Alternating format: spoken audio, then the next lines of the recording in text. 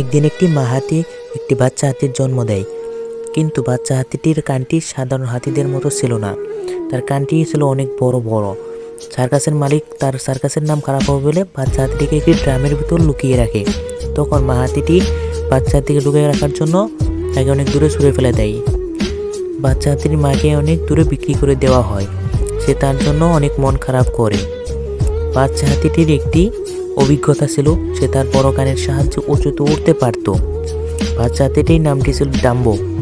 ডাম্বোকে একদিন একটি সার্কাসের মধ্যে নিয়ে যাওয়া হয় এবং তাকে অনেক উঁচুতে উঠিয়ে দেওয়া হয় এবং তার নিচে আগুন জ্বালিয়ে দেওয়া হয়, যার কারণে সে অনেক ভয় পায়।